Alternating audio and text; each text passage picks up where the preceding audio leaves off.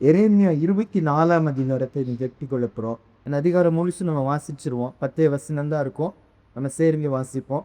Babylon ராஜாவாகிய நேபுகாத் நேச்சார் யோயாக்கீமின் குமாரனாகிய எக்கோனியா என்கிற யூதாவின் ராஜாவையும் யூதாவின் பிரபுக்களையும் எருசலேமில் உள்ள தச்சரையும் கொல்லரையும் சிறைபிடித்து பாபிலோனுக்கு கொண்டு போன பின்பு, இதோ கர்த்தருடைய ஆலயத்தின் முன் வைக்கப்பட்டிருந்த அத்தி பழங்கள் உள்ள 2 கூடைகளை கர்த்தர் எனக்கு காண்பித்தார். ஒரு கூடையில முதல் கந்தாயத்து அத்தி பழங்களுக்கு சமானமான மிகவும் நல்ல அத்தி பழங்களும், மற்ற கூடையில ருசிக்கத்தகாத மிகவும் கெட்ட அத்தி பழங்களும் இருந்தது. கர்த்தர் என்னை நோக்கி, எரேமியாவே, நீ என்னத்தை காண்கிறாய் என்றார். அதற்கு நான், அத்தி பழங்களை காண்கிறேன். நல்லவைகளான அத்தி பழங்கள் மிகவும் நல்லவைகளும், கெட்டவைகளோ ருசிக்கத்தகாத மிகவும் கெட்டவைகளுமாய் இருக்கிறது என்றார்.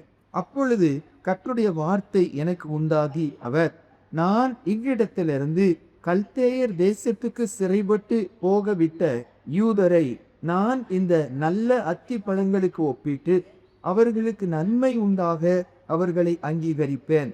அவர்களுக்கு நன்மை உண்டாக நான் என் கண்களை அவர்கள் மேல் வைத்து அவர்களை இந்த தேசத்துக்கு திரும்பி வர பண்ணி அவர்களை கட்டுவேன். அவர்களை இடிக்க மாட்டேன். அவர்களை நாட்டுவேன். அவர்களை பிடுங்க மாட்டேன்.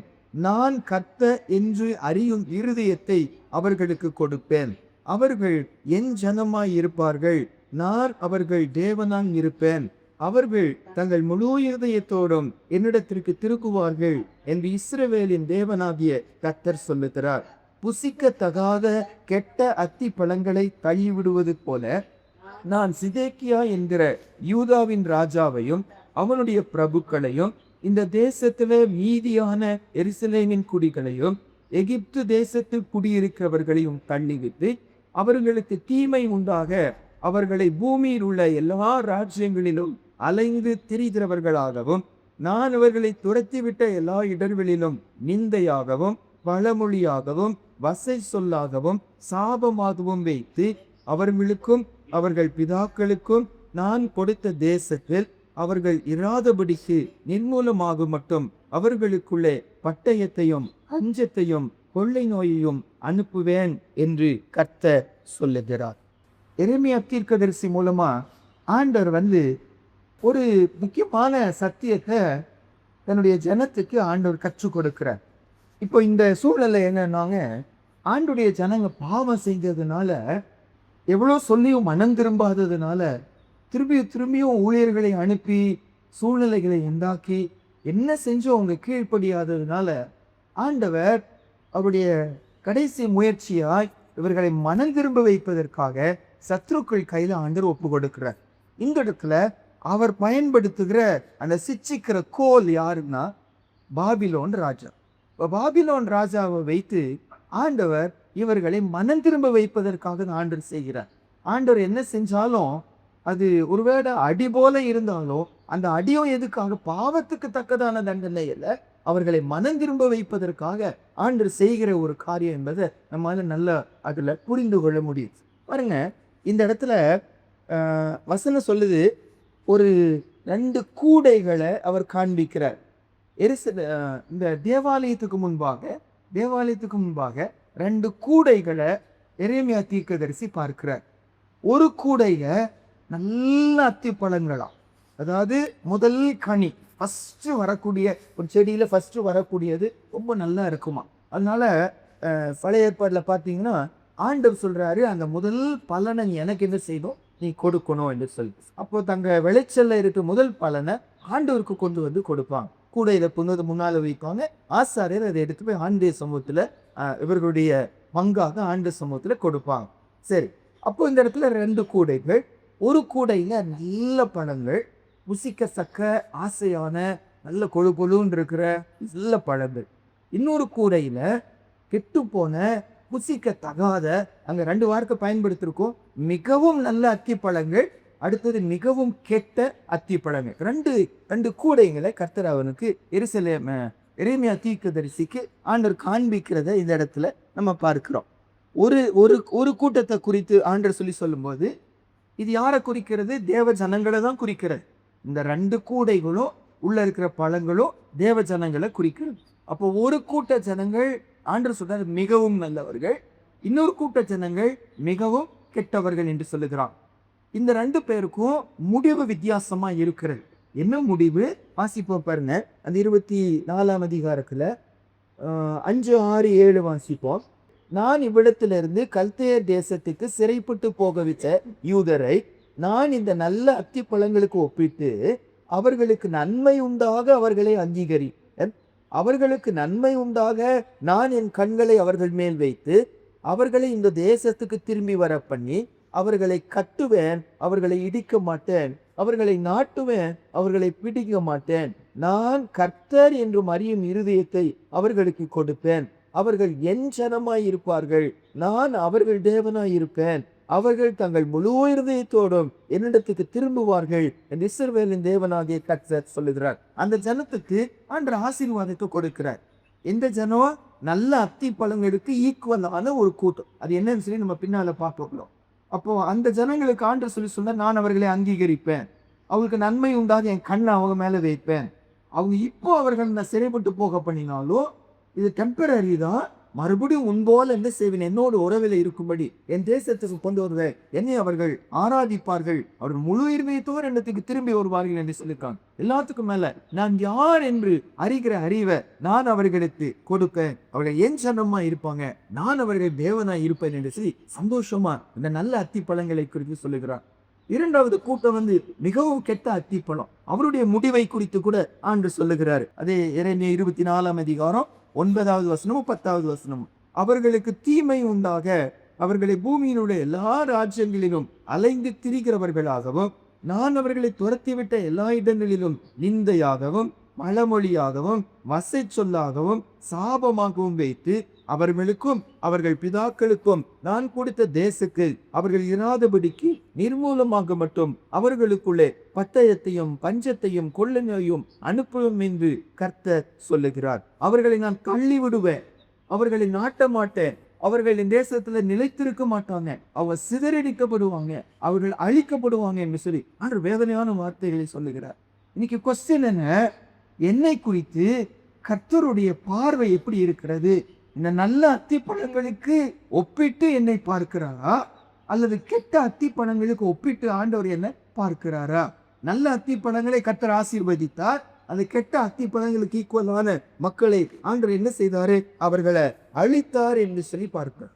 பாருங்க, இந்த இடத்துல நல்ல அத்தி பழங்கள் என்று சொல்லி வரும்போது அவர்கள் பாவம் செய்யாதவர்கள் அப்படின்னு அவர்களோடு நம்மளை ஒப்பிட்டு நம்மளால பார்க்க முடியாது.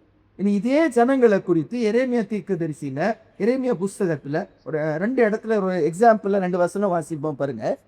எரேமியா 2ஆம் அதிகாரத்துக்கு வாங்க. இந்த 24ஆம் அதிகாரத்துக்கு மறுபடியும் வரக்கிறோம். ஆனா எந்த ஜனங்களை குறித்து ஆண்ட இந்த இடத்துல சொல்லுகிறாரு? எரேமியா 2ஆம் அதிகாரம் 29வது வசனம். இந்த தேவ ஜனங்களை குறித்து ஆண்ட சொல்லுகிற வார்த்தை பாருங்க. எரேமியா 2:29 வாசிப்போம்.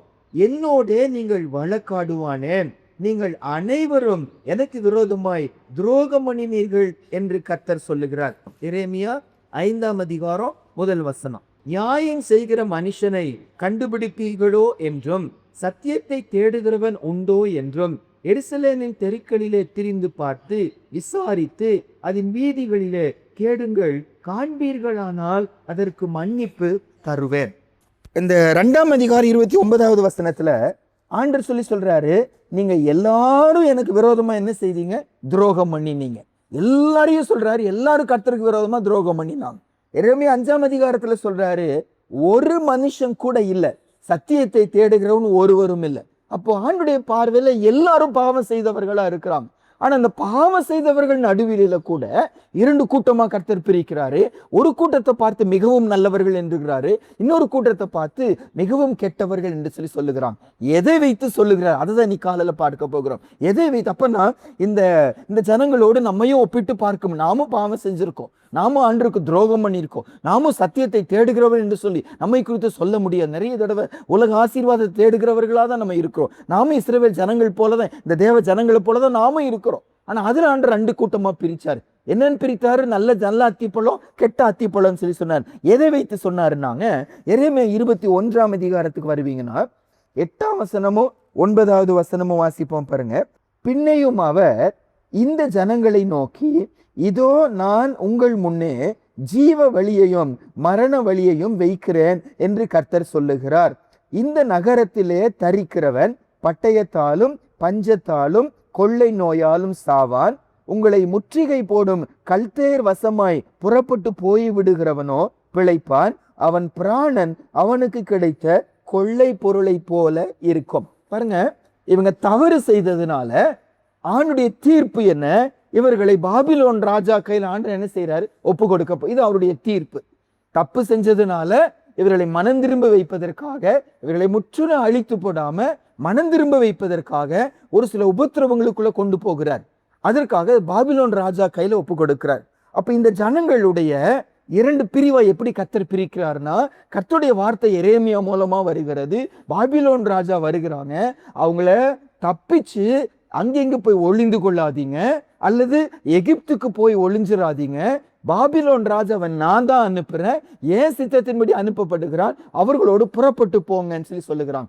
ஒரு கூட்ட ஜனம் கீழ்ப்படிஞ்சு அந்த பாபிலோன் ராஜாவோடு சிறை கைதிகளா போய் விடுகிறாங்க. ஆனா இன்னொரு கூட்ட ஜனமோ தப்பித்து கொள்வதற்காக அங்க எங்க எருசலேம்ல எங்கெங்க என்ன செய்யறாங்க? ஒளிந்து கொள்ளுகிறாங்க.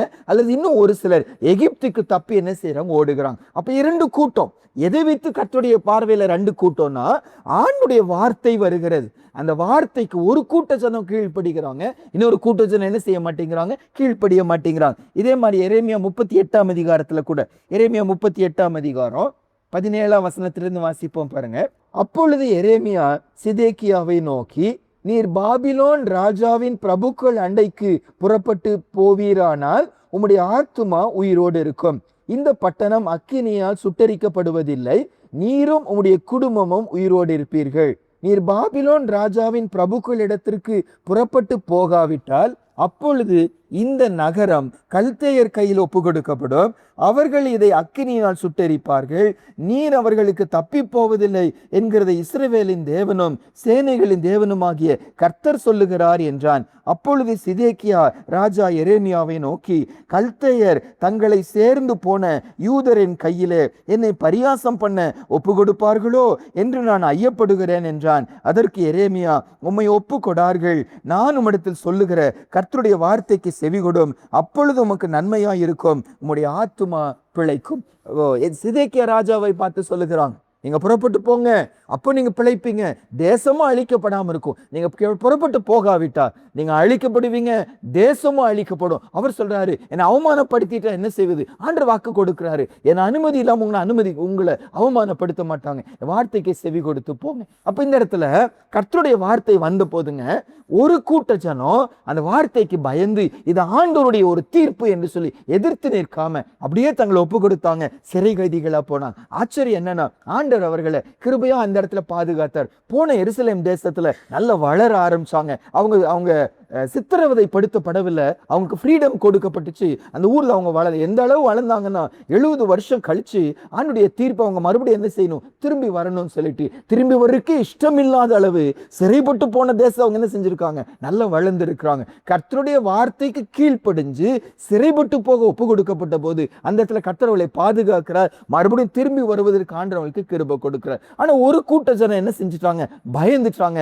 போனா எங்களுக்கு ஏதாவது ஆயிரும்னு சொல்லி அவங்க அங்க போகாம இங்கேயே அங்கங்க தங்கி கொண்டாங்க. அல்லது இன்னொரு கூட்ட ஜனம் எகிப்துக்கு போன. அதுதான் ஏசாயா 30ஆம் அதிகாரத்துல, ஏசாயா 31ஆம் அதிகாரத்துல, நீங்க உங்களை பாதுகாப்பதற்காக என்கிட்ட வராம எகிப்துக்கு போறீங்களே, குதிரைகள் அதிகமா இருக்கிறதுனால, ரதங்கள் அதிகமா இருக்கிறதுனால நீங்க எகிப்துக்கு போறீங்களே, அவன் ஒரு மனுஷன் தான், அவன் உங்களை பாதுகாக்க மாட்டான், உங்களுக்கு அங்க பாதுகாப்பு இல்லைன்னு சொல்லி ஏசாயா தீர்க்கதரிசி மூலமா கூட 30ஆம் அதிகாரம் 31ஆம் அதிகாரத்துல ஆண்டவர் சொல்வதை பார்க்கிறோம். அப்போ இதுல நம்ம பிரிச்சு பார்க்கிற காரியம் என்ன? 2 முக்கியமான காரியங்கள். ஒன்று, கர்த்தருடைய தீர்ப்பை அவர்கள் ஏற்றுக்கொண்டார்கள். ஒன்று, கர்த்தருடைய நியாய தீர்ப்பை ஏற்றுக்கொண்டார்கள். ஆண்டவர் செய்தது நியாயம் என்று ஒத்துக்கொண்டார்கள். என்ன நியாயம்? நாங்க பாவம் செஞ்சோம், வார்த்தைக்கு கீழ்ப்படியில, கர்த்தருக்கு எதிர்த்து நின்றோம், ஆகையால் அந்த நியாயமான தீர்ப்பு வருகிறது. எங்களை ஆண்டவர் எங்க கொண்டு போகிறாரு? பாபிலோனுக்கு கொண்டு போகிறாரு. ஆனா ஒரு கூட்ட ஜனம் கர்த்தருடைய தீர்ப்பை என்ன செய்யல, ஏற்றுக்கொள்ளல. ஆண்டுடைய நியாயமான தீர்ப்பை அவங்க விட்டு கொடுக்கவில்லை, எதிர்த்து போனாங்க, வாழ்க்கை அழிக்கப்பட்டது. நியாயமான தீர்ப்பை ஏற்றுக்கொண்டாங்க. அந்த நியாயமான தீர்ப்பு வேதனை தான். தங்க வீட்டுல இருக்க முடியாது, தங்களுடைய சொத்துக்களை அனுபவிக்க முடியாது, குடும்பமா சந்தோஷமா இருக்க முடியாது, அந்நிய தேசத்துக்கு போனோம், அங்க என்ன நடக்கும்னு சொல்லி தெரியாது. ஆனா கர்த்தர் தீர்மானித்தார் என்று சொல்லி ஒன்னும் யோசிக்கல. கர்த்தர் சொன்ன உடனே பாபிலோன் ராஜாவோடு அந்த பிரபுக்களோடு கூட அடிமைகளாய் அவங்க போனாங்க. அப்படி வந்தவங்க தான் யாரு? தானியேல். அப்படி வந்தவங்க தான் யாரு? Shadrach, Meshach, Abednego. அது போன இடத்துல கர்த்தர் அவர்களை உயர்த்தினார் என்று சொல்லி வாசிக்கிறோம். கீழ்ப்படியாம இங்க இருந்தவர்கள் அழிக்கப்பட்டாங்க, சிதறடிக்கப்பட்டாங்க, தேசம் அழிக்கப்பட்டது, எருசலேம் தேவாலயம் கொள்ளையடிக்கப்பட்டது, அது இடிக்கப்பட்டது என்றெல்லாம் நம்ம பார்க்க. காரணம் என்ன? கர்த்தருடைய தீர்ப்பை ஏற்றுக்கொள்ளாததுனால். அப்ப இரண்டு முக்கியமான காரியம் என்ன? நம்ம லைஃப்லயும் ஒரு சில சம்பவங்கள் நடக்கிறது. என் பாவத்துக்கு தண்டனையாய் கர்த்தர் அதை செய்கிறார். அவர் தண்டிக்கிறது இல்லை. தண்டனை சிலுவையில் ஏசப்பா ஏற்றுக்கொண்டு முடிச்சிட்டார். என்னை சிட்சிக்கிறார்.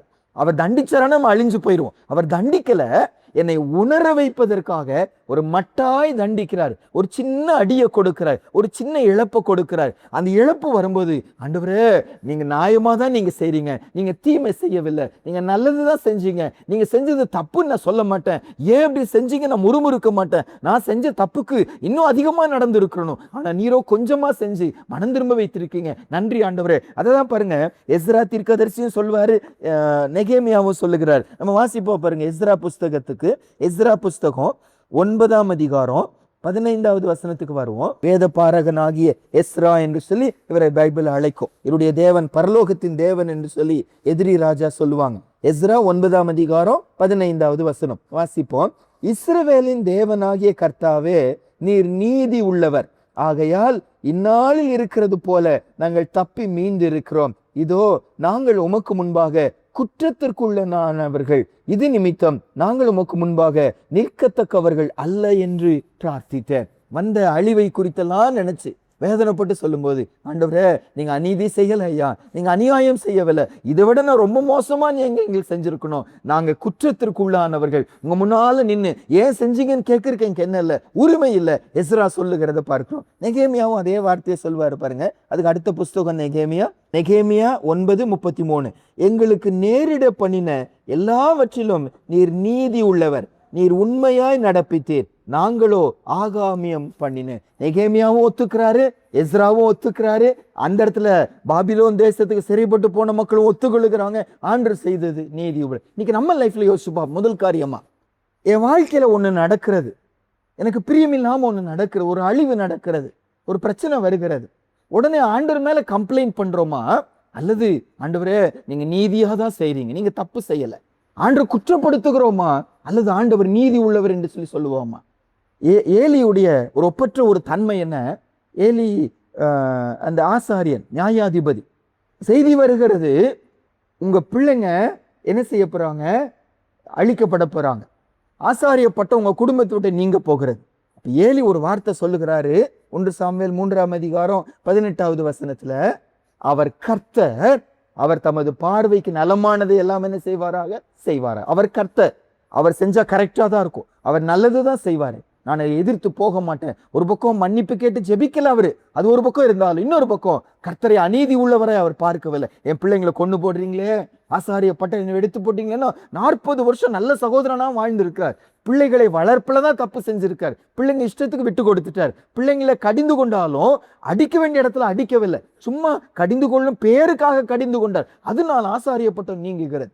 ஆண்டவர் பார்த்து கோபப்படல, அவர் நீதி உள்ளவர், அவர் கர்த்தர் என்று அறிக்கை செய்தாங்க. இன்னைக்கு நம்ம என்ன செய்யறோம்? இன்னைக்கு ஒருவேளை ஒரு சில நியாய தீர்ப்பு நம்ம குடும்பத்துல வந்திருக்கலாம், ஒரு சில கஷ்டங்கள், குறைவுகள், அவமானங்கள் வந்திருக்கலாம். இது கர்த்தர் நீதியாய் செய்தார் என்று ஒப்பு கொடுத்து அந்த காரியத்துக்கு விட்டு கொடுப்போம்னா, நாட்கள் வரும், மறுபடியும் கர்த்தர் என்ன செய்வார், என்ன மறுபடியும் பழைய நிலைமைக்கு கர்த்தர் கொண்டு வர்றார். எதிர்த்து நிற்போமானா, ஏன் ஆண்டவரே எப்படி செய்றீங்க, அதை சரிபடுத்துறதுக்காக மாம்சமான காரியங்கள் எல்லாம் நம்ம செய்து கொண்டு இருப்போமானா, கர்த்தர் கொடுத்த நியாய தீர்ப்புக்கு நம்ம விட்டு கொடுக்காம அதுக்கு எதிர்த்து காரியங்களை செய்வோமா, நம்ம லைஃப் ஆசீர்வாதமா இருக்கவே இருக்காது. கர்த்தர் நல்லவரா இருந்து இது இந்த நியாயமான செஞ்சீங்க நம்ம விட்டு கொடுப்போமா, வாழ்க்கை ஆசீர்வாதமா இருக்கும்.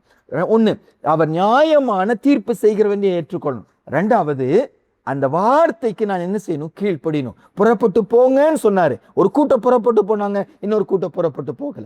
எகிப்துக்கு போகாதீங்கன்னு சொன்னாரு, ஒரு கூட்டம் எகிப்துக்கு போகல, பாபிலோனுக்கு போனாங்க. ஆனா இன்னொரு கூட்டமோ எகிப்துக்கு போய் ஒளிந்து கொண்டாங்கன்னு சொல்லி வாசிக்கிறோம். இன்னைக்கு நம்ம எப்படி இருக்க போகிறோம்? ஆண்டுடைய வார்த்தைக்கு கீழ்ப்படுகிறோமா? எனக்கு பிடிக்கலங்க, நான் அங்க போய் எப்படி இருக்க போறேன்? ஆண்டுடைய தீர்ப்பு அது. நான் அங்கதான் இருக்கணும், அந்த ஓனர் தான் எனக்கு இருக்கணும், அந்த கம்பெனியில தான் நான் வேலை செய்யணும், அந்த மகன் தான் எனக்கு, அந்த கணவன் தான் எனக்கு, அந்த சபை தான் எனக்கு, அந்த விசுவாசி தான் எனக்கு. ஆண்டவர் தீர்மானம் பண்ணி இருக்கிறாரு. நானோ தப்பிச்சு போக, அது எதிர்த்து நான் போவேன், நானா கர்த்தருடைய அழிவு எனக்குள்ள வந்துரும். ஆனா ஆண்டவர் செஞ்சா கரெக்டா தான் இருக்கும். எனக்கு பிடிக்கல, எனக்கு கஷ்டமா தான் இருக்கு, எனக்கு அங்க வேலை செய்ய முடியல, அங்க ஊழியம் செய்ய முடியல, அந்த வீட்டுல இருக்க முடியல, அந்த பிசினஸ் செய்ய முடியல. ஆண்டவர் சொல்றாரு, கீழ்ப்படிந்து போ, அப்பொழுது ஆசீர்வதிக்கப்படுவீங்க. ஒரே ஒரு வசனம் மட்டும் வாசிச்சு முடிச்சிருவோம். ஏசாயா தீர்க்கதரிசியின் புஸ்தகம் 1ஆம் அதிகாரம் 19-20 வாசிப்போம். நீங்கள் மனம் பொருந்தி செவி கொடுத்தால் தேசத்தின் நன்மையை புசிப்பீர்கள், மாட்டோம் என்று எதிர்த்து நிற்பீர்களாகில் பட்டயத்துக்கு இரையாவீர்கள், கர்த்தரின் வாய் இதை சொல்லிற்று. மாட்டோம் என்று எதிர்த்து நின்ற ஜனங்க பட்டயத்துக்கு இரையானாங்க, அழிக்கப்பட்டு போயிட்டாங்க. ஆனா கீழ்ப்படிஞ்சவங்க போன இடத்துல ஆசீர்வதிக்கப்பட்டாங்க, சந்தோஷத்தோடு திரும்பி வந்தாங்க. கர்த்தரவுகளை நிலை நிற்க பண்ணினான்னு வாசிக்கிறோம். இன்னைக்கு நமக்கு முன்னால கூட 2 வார்த்தைகள் இன்னைக்கு காலையில் ஆண்டவர் வைக்கிறார். அவரை நீதி உள்ளவர் என்று அறிக்கை செய்து அவருடைய விருப்பத்துக்கு நம்ம விட்டு கொடுப்போமான வாழ்க்கை ஆசீர்வாதமா இருக்கும். அது தீமை போல இருக்கலாம், அது நமக்கு பிடிக்காததா இருக்கலாம். ஆனா கர்த்தர் என்னை சரிபடுத்துவதற்காக இந்த இடத்துக்கு கூட்டிட்டு போறாரு. இந்த ஓனர் ஏன் எனக்கு வைக்கிறாரு? இந்த வேலையில என்னை ஏன் ஆண்டவர் வைக்கிறாரு? என்னுடைய சுயநலத்தை உடைப்பதற்காக, என்னுடைய முரட்டாட்டத்தை உடைப்பதற்காக, எனக்குள்ள இருக்க பெருமையை உடைப்பதற்காக. ஒரு சில இடத்துல வேலை செய்யவே இஷ்டம் வர மாட்டேங்குது, ஆண்டவர் மேல மேல வேதனைப்படுத்தி கொண்டே இருக்கிறாங்க. இது ஆண்டுடைய தீர்ப்பு. நான் பொறுமையாயிருந்தா என் வாழ்க்கை என்ன செய்யும்? ஆசீர்வதிக்கப்படும். நம்ம ஐயா தான் சொன்னாங்க, அவங்க ஒரு மூத்த ஊழியக்காரரோட கொஞ்சம் வருஷம் இருந்தாங்களாம். அப்போ ஒரு சில டைம்ல என்ன செய்வாரா, சபை மக்கள் எல்லாம் உட்கார்ந்துட்டு இருக்கும்போது எல்லாரும் முன்னால் அவரை கூப்பிட்டு கண்டபடி திட்டுவாராம். இவர் செய்யாத தப்புக்காக திட்டுவாராம். இவர் செய்யவே இல்லையா அந்த தப்பை, செஞ்சது போல எல்லாரும் முன்னால திட்டுவார. எல்லாரும் முன்னால தலை குனிஞ்சு அவமானம், கண்ணெல்லாம் கண்ணீர் வந்து அழுது கொண்டு நிற்பாங்களாம். எல்லாம் முடிச்சு எல்லாம் போனதுக்கு அப்புறம் வீட்டுக்கு கூப்பிடுவாராம். ஸ்வீட்டு, காஃபி, எல்லாம் பிஸ்கெட் அதெல்லாம் முன்னால வச்சு சாப்பிடுன்னு சொல்லி சொல்வாராம். சாப்பிட்டு முடிச்சு சொல்வாராம், இந்த இடத்துல சபைக்குள்ள நீ செய்யாத தப்ப ஒருத்தர் சொல்லும்போது பொறுமையாய் சகிக்க நீ கற்றுக்கொள்ளலன்னா, உலகத்துல போகும்போது உனக்கு தீமையா நிறைய உன் மேல சொல்லும்போது உன்னால என்ன செய்ய முடியாது? கற்றுக்கொள்ள நீ எதிர்த்து போக ஆரம்பிப்ப. அப்ப கர்த்தர் என் லைஃப்ல ஒரு சில காரியத்தை செய்யறாருன்னா எனக்கு கற்றுக் கொடுப்பதற்காக செய்கிறார், பொறுமையை கற்றுக் கொடுப்பதற்காக செய்கிறார், தாழ்மையை கற்றுக் கொடுப்பதற்காக செய்கிறார், விட்டு கொடுக்கும்படி கற்றுக் கொடுக்கிறாரு, மன்னிக்கும்படி கற்றுக் கொடுக்கிறார். கீழ்ப்படிஞ்ச ஆண்டவரே, இங்க நியாயமா தான் தீர்ப்பு செய்றீங்க, நான் எதிர்த்து விட மாட்டேன் ஆண்டவரே, என் முகத்தை நான் திருப்பிக் கொள்ள மாட்டேன், மாம்சத்துல போராட மாட்டேன், உங்க சித்தத்துக்கு நான் விட்டு கொடுப்பேன். நம்ம கீழ்ப்படிஞ்சு போவோம்னா நம்ம வாழ்க்கை ஆசீர்வதிக்கப்படும். கண்ணில மூடி ஜெபம் பண்ணுவோம். ஆண்டவர்ட்ட நம்ம விட்டு கொடுப்போம். ஒரு கூடையில மிகவும் நல்ல அத்திப்பழங்கள், இன்னொரு கூடையில மிகவும் கெட்டுப்போன அத்திப்பழங்கள். ரெண்டுமே தேவ ஜனங்களை தான் குறிக்கிறது. அந்த 2 கூட்டமும் நல்ல கூட்டம் அல்லதான். அவங்க எல்லாரும் துரோகம் பண்ணின ஒரு கூட்டம், அவங்க எல்லாரும் கர்த்தருக்கு எதிர்த்து நின்ற ஒரு கூட்டம். ஆனாலும் ஒரு கூட்ட ஜனம் ஆண்டவர்களை மனம் திரும்ப வைப்பதற்காக அனுமதித்த நியாய தீர்ப்பை, அது நியாயமானது, ஆண்டவரை நீதி உள்ளவரா பார்த்தாங்க. ஆண்டவரை குறை கூறவில்லை. நாங்க தான் ஆண்டவரை தப்பு செஞ்சிருக்கோம், நீங்க தப்பே செய்யல ஆண்டவரே, நீங்க இன்னும் அதிகமா என்ன அடிச்சிருக்கணும், நீங்க அதிகமா எனக்கு தீர்ப்பு கொடுத்திருக்கணும், ஆனா இரக்கத்தினால கொஞ்சமா செஞ்சிருக்கிறீங்க. நீங்க நீதி உள்ளவர் என்று அறிக்கை செய்து கர்த்தர் என்ன செய்ய சொன்னாரோ சந்தோஷமா விட்டு கொடுத்தாங்க. ஆனா இன்னொரு கூட்ட ஜனமோ ஆண்டவரை கம்ப்ளைண்ட் பண்ணாங்க. ஆண்டவர் தேடி என்ன ஆச்சு, ஆண்டவர் கீழ்ப்படிஞ்சு என்ன ஆச்சு, ஆண்டுடைய பிள்ளையாய் வாழ்ந்து என்னாச்சுன்னு சொல்லி தங்க குறைய ஒத்துக்கொள்ளாம கர்த்தரை கூறினாங்க. கர்த்தருடைய வார்த்தைக்கு கீழ்ப்படியவில்லை. 2 பேருடைய ரிசல்ட் வித்தியாசமா இருந்துச்சு. ஒரு கூட்டஜன ஆசீர்வதிக்கப்பட்டாங்க, கர்த்தரை தேவன் என்று அறிந்து கொண்டாங்க, அவங்க முழு இதயத்தோடு கர்த்தரிடத்துல திரும்பி வந்தாங்க. ஆனா இரு கூட்டஜனமோ சிதறடிக்கப்பட்டாங்க, அழிக்கப்பட்டாங்க. நம்ம அழிக்கப்படுகிற கூட்டத்துல இல்லாம நித்தியமாய் கர்த்தரோடு போய் சேருகிற கூட்டத்துல இருக்கணும்னா அவரை நீதி உள்ளவராய் பார்ப்போம். அவர் கிரியைகள் எல்லாம் அவர் நீதி உள்ளவர், கொஞ்சம் கூட நியாயக்கேடு ஆண்டவரிடத்துல இல்லை. அவர் செய்கிறது அத்தனையும் கரெக்டா தான் செய்கிறார். ஒத்துக்கொள்வோம், அவர் கொடுக்கிற தீர்ப்புக்கு நம்ம ஒப்பு கொடுத்து கீழ்ப்படிவோம், வாழ்க்கை ஆசீர்வாதமா இருக்கும். மகா பரிசுத்தம் உள்ள எங்க நல்ல தகப்பனே, ஆண்டவர் இந்த கால வேளைக்காக நன்றி செலுத்துகிறோம். எத்தனை முறை சுவாமி உங்களுடைய கிரியைக்கு நாங்க எதிர்த்து நிற்கிறோம் ஆண்டவரே, நீங்க செய்கிற காரியத்துக்கு நாங்க விட்டு கொடுக்க மாட்டேங்கிறோம், போராடுகிறோம் ஆண்டவரே, மாம்சத்துல போராடுகிறோம், எங்களால முடிஞ்சதெல்லாம் செய்கிறோம், உம்மை குறை கூறுகிறோம், மற்றவர்களை குறை கூறுகிறோம் ஆண்டவரே. நாங்க சமாதானம் இல்லாதவர்களா அலைந்து திரிந்து கொண்டு இருக்கிறோம். காரணம் ஆண்டவரே, உம்மை நீதி உள்ளவராய் பார்க்க முடியவில்லை ஏசப்பா. எங்க குற்றத்தை நாங்கள் ஒத்துக்கொள்ள முடியவதில்லை சுவாமி. கிருபையாய் மன்னிங்க ஏசப்பா. இன்னைக்கு காலையில அந்த வார்த்தையை அனுப்புவீங்கன்னா, எங்கேயோ முரட்டாட்டம் பண்ணி கொண்டிருக்கிற நான் விட்டு கொடுக்க முடியுங்களே அழைக்கிறீங்க. கீழ்ப்படியாம இருக்கிற நாங்க கீழ்ப்படியும்படி அழைக்கிறோம். உம்மை குறை கூறி கொண்டு இருக்கிற நாங்க உங்களை நீதி உள்ளவராய் உம்மை ஆராதிக்கிறோம்னு எதிர்பார்க்கிறீங்க. அன்று ஒவ்வொருத்தரும் காரியங்கள் வித்தியாசமா இருக்கலாம். ஒருவேளை எங்கேயோ உலகத்தின் மூலையிலிருந்து இந்த செய்தியை கேட்டுக்கொண்டிருந்தா கூட அவர்களும் ஒருவேளை இன்னைக்கு காலையில எதிர்த்து நின்று கொண்டு இருப்போம்னா, இன்னைக்கு விட்டு கொடுக்க கர்த்தர் கிருபை கொடுப்பதற்காக ஸ்தோத்திரம். ஆண்டவரே, நீங்க நீதி உள்ளவரப்பா, நீர் கர்த்தரப்பா, நீங்க செய்வது சரியாதான் இருக்கும் என்று சொல்லி உமக்கு ஒப்பு கொடுத்து கீழ்ப்படிஞ்சு நடக்க ஆண்டவர் எங்களுக்கு உதவி செய்ய. எதிர்த்து நிற்க விடாதீங்க, போராட விடாதீங்க, வார்த்தைக்கு விரோதமா நடக்க விடாதீங்க. நீங்க போங்கன்னு சொன்னா நாங்க போகிறவர்களா மாற்றுங்க, போகாதீங்கன்னு சொன்னீங்கன்னா போகாதவர்களா எங்களை மாற்றுங்க. உங்க வார்த்தைக்கு அப்படியே விட்டு கொடுக்க உதவி செய்யுங்க. எங்க வசதிகளை எங்களுடைய நன்மைகளை நாங்க பார்க்காம உங்க வார்த்தை சொல்லுவது எங்களுக்கு நன்மை என்று சொல்லி வார்த்தைக்கு அப்படியே விட்டு கொடுக்க எல்லாருக்கும் உதவி செய்யுங்க. அப்படி செய்வதற்காக ஸ்தோத்திரம். அப்படி ஒப்பு கொடுத்தவர்கள் போன இடத்துல ஆசீர்வதிக்கப்பட்டாங்க. திரும்பி ஒரு நாள் கர்த்தர் குறித்த நாள் திரும்பி வந்தாங்க. அவங்க நிலை நிற்க பண்ணினீங்க. இன்னைக்கு எங்களையும் அர்ப்பணிக்கிறோம் ஆண்டவரே. எந்த விதத்துல நாங்க இதுல குறைவா இருக்கிறோமோ இன்னைக்கு விட்டு கொடுக்கிறோம் ஆண்டவரே. அழிக்கப்படுகிற கூட்டத்துல, நரகத்துக்கு போற கூட்டத்துல இல்லாம வார்த்தைக்கு விட்டு கொடுத்து நீதி உள்ளவராய் பார்த்து நித்திய ராஜ்யத்துக்கு வருகிற கூட்டத்தில் எங்களை வைத்துக் கொள்ளுங்க. துதி கன மகிமை உமக்கு செலுத்துகிறோம். இயேசுவின் மூலம் ஜெபிக்கிறோம் நல்ல பிதாவே, ஆமென்.